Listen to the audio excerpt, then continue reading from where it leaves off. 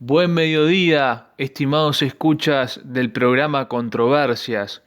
Mi nombre es Bruno Acosta, soy escribano público, profesor de Derecho y Ciencias Políticas y de Historia, y esta es la columna del Movimiento Verdad por la regeneración política y moral del Uruguay. Aprovecho nuevamente a comentarles que estas columnas quedan grabadas y pueden escucharlas cuando ustedes quieran en el canal de YouTube Movimiento Verdad. Ustedes buscan Movimiento Verdad en YouTube, se pueden suscribir para tener siempre las novedades y los nuevos videos, las nuevas columnas, y pueden escuchar ahí todas estas charlas. Movimiento Verdad entonces en YouTube. Por su parte, mi número de teléfono para comunicarse, y agradezco a quienes lo han hecho, es 092-338-025. El pasado día viernes fue 14 de abril y se conmemoró otro aniversario de los nefastos hechos, los sangrientos hechos perpetrados por los revolucionarios, por los sediciosos, el 14 de abril de 1972. Me parece ineludible tocar este tema histórico en la columna de hoy. Primer punto, vamos a narrar, por más que la audiencia de Controversias en general ya está empapada de esto, ya conoce estos hechos, vamos a narrar de forma objetiva lo que ocurrió en ese 14 de abril de 1972.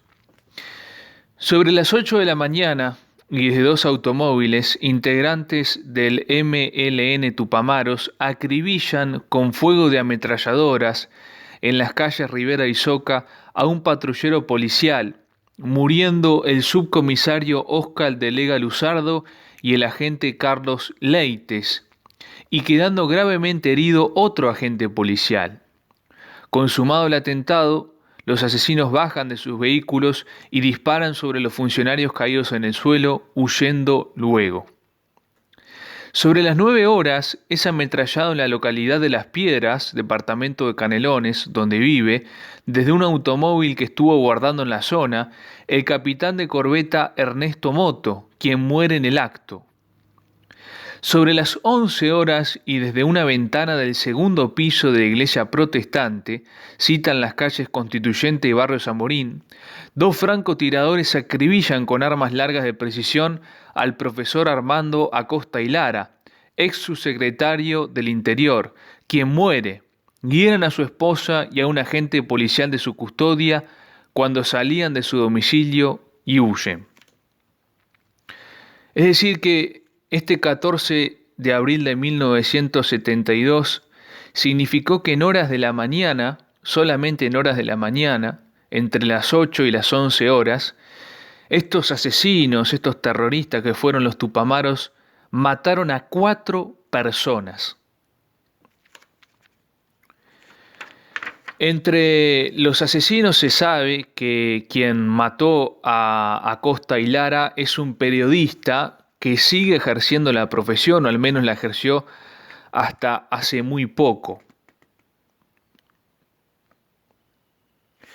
El 15 de abril, al otro día, ocurrió lo siguiente que también es de nota y lo voy a comentar.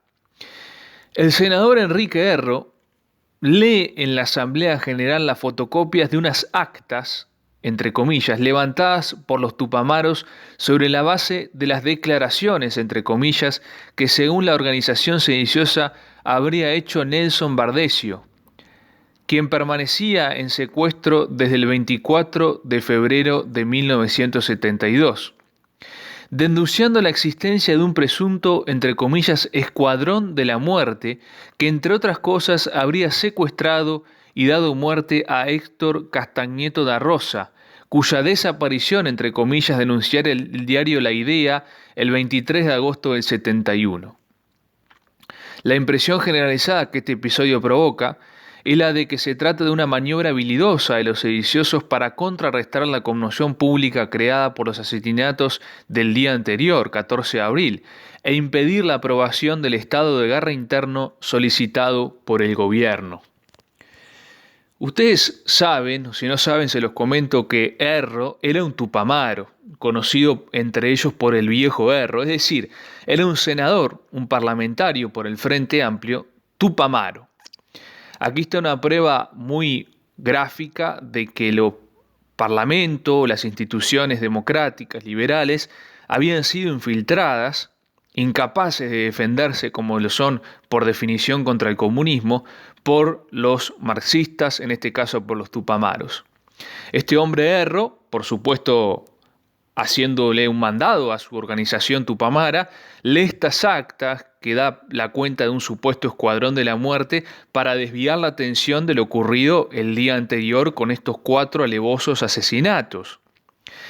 Esto del escuadrón de la muerte es algo que siguen repitiendo los revolucionarios hasta el día de hoy y por lo cual han ido presos en general, y por ser cautos en mis declaraciones, digo en general, sin pruebas algunas personas. Este supuesto escuadrón de la muerte que aparece entonces en escena en estos momentos, en este contexto, para desviar la atención y en boca de un tupamaro, es decir, la creencia o la existencia de que pudiera existir este escuadrón de la muerte es harto, pero harto dudosa.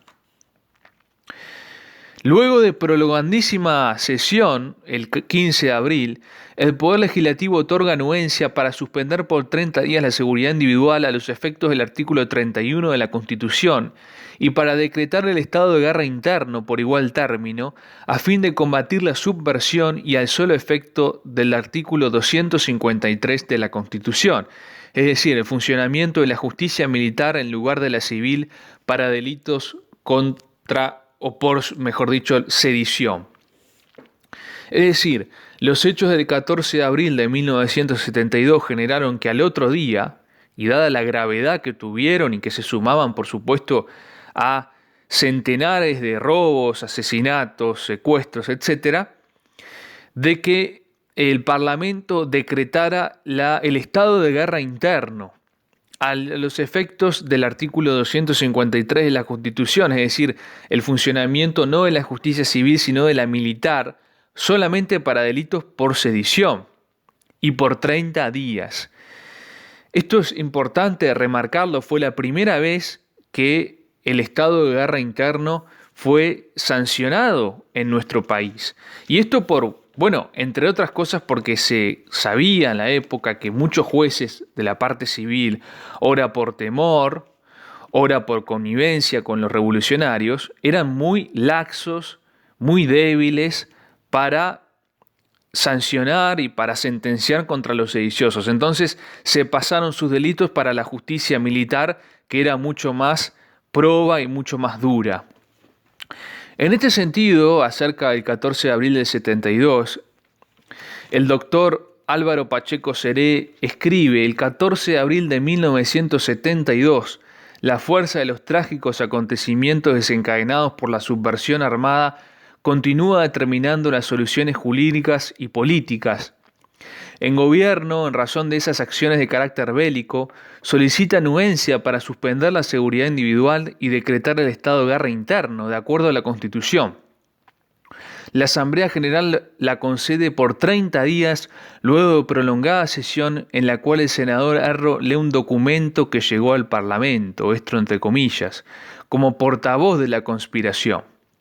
El debate fue demostrativo de las contradicciones del sistema representativo y del evidente desplazamiento de poder que se operaba hacia las Fuerzas Armadas. El 15, el presidente firma el decreto que declara el estado de guerra interno por primera vez en nuestra historia. Estos, en resumen, fueron los hechos acaecidos el 14 de abril del 72 y sus consecuencias importantes en el día 15 de abril de 1972. Este era el panorama que existía en el Uruguay de guerra, directa y literalmente de guerra, que existía en el Uruguay aproximadamente un año antes del golpe de Estado del 73.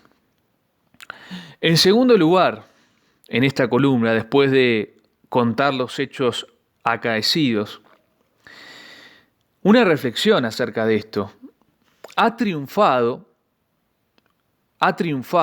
psicopolíticamente, han triunfado los subversivos, los sediciosos.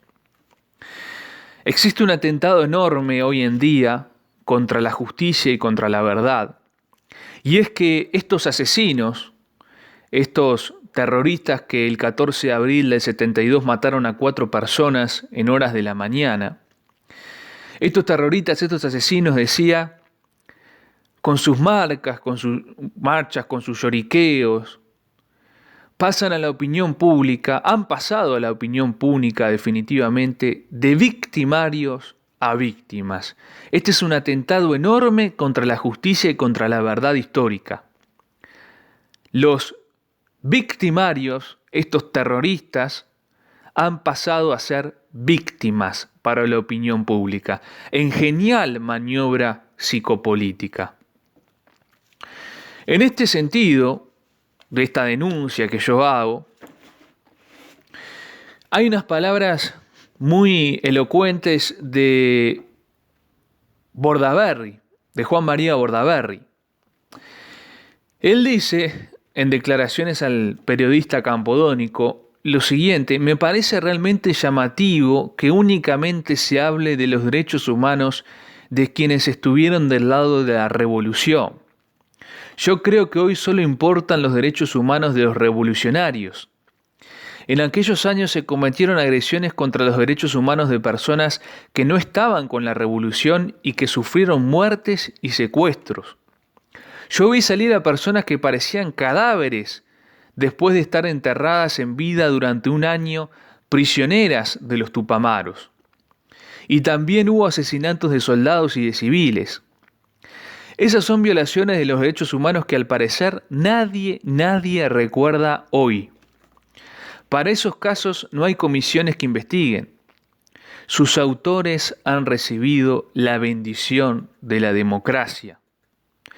Yo no puedo olvidarme lo que fue el otoño del 72, especialmente la noche que salí con mi esposa a recorrer los velatorios de los 4 soldados asesinados en la puerta de la casa del comandante en jefe del ejército. Íbamos de una casa a la otra y me acuerdo que en determinado momento mi señora estaba con los ojos llorosos por las tragedias que estábamos viendo, en especial por los niños y por las viudas que sufrían en silencio. De esto nadie se acuerda, pero yo nunca más voy a olvidarlo y mi señora menos todavía. Ella es muy sensible frente al sufrimiento de los niños. Hace años que pienso en esto, no es ahora que lo hago. Aquellos niños demostraban su asombro por lo que estaban pasando. Veían que a esas humildes viviendas llegaban generales, oficiales y hasta el propio presidente de la República con su esposa. Contemplaban a sus padres muertos, encerrados en los féretros, y no podían entender lo que sucedía. A partir de ese momento, para consolar a esos niños, para darles algún sentido a la tragedia que habían vivido, se les podía decir que sus padres habían muerto defendiendo la patria y a la sociedad uruguaya. Estas fueron palabras que decía Bordaberry al periodista Campodónico. Aquellos niños de entonces, continúa, que hoy son hombres, lo menos que pueden haber pensado es que sus padres murieron inútilmente, debido a que los autores de los asesinatos están todos libres y fueron perdonados.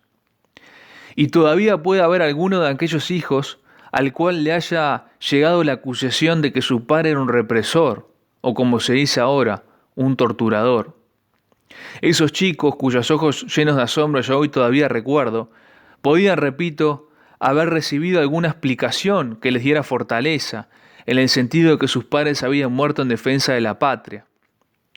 Sin embargo, esa explicación ya no tiene sentido. No existe razón para explicarles por qué murieron sus padres. Eso me parece una auténtica agresión al derecho de un hijo de tener en muy alta la memoria de su padre. Todo esto se olvida porque se trata de derechos humanos de los cuales no son titulares los revolucionarios. Entonces culmina, esto es una profunda injusticia. Palabras de Bordaberry que reflejan exactamente lo que ocurre hoy en día. En conclusión, entonces, los victimarios que han cometido estos hechos, que cometieron estos asesinatos, por ejemplo, del 14 de abril del 72, o el que memoraba a Bordaberry el 18 de mayo de ese mismo 72, asesinando a otros 4 personas, otros 4 soldados, han pasado de victimarios a víctimas, y eso es un atentado enorme, enormísimo contra la justicia y contra la verdad que no podemos seguir permitiendo. El día 14 de abril pasado, el viernes, se hizo un acto en la Plaza de la Bandera, hoy infaustamente llamada Plaza de la Democracia, al cual, como de costumbre, no asistió el cobarde presidente que tenemos, Luis Lacalle Pou. Eso es una costumbre que se ha hecho carne desde los 15 años malditos del gobierno del Frente Amplio. Lacalle Pou debería tener noción, debería tener una alta noción de la justicia y de la verdad, y al menos acudir con su presencia simbólica de presidente de la memoria de la República a memorar y hacer memoria de estos hechos del 14 de abril y de estos hombres que dieron su vida no por la democracia, Sanguinetti, no por la democracia, Sanguinetti, usted que entregó la educación a los subversivos en su primera presidencia, usted que también es un subversivo y un revolucionario, no a la democracia, Sanguinetti, y lo digo porque él cambió el nombre del 14 de abril, del acto del 14 de abril, sino por la patria, los caídos en defensa de la patria. Muchísimas gracias.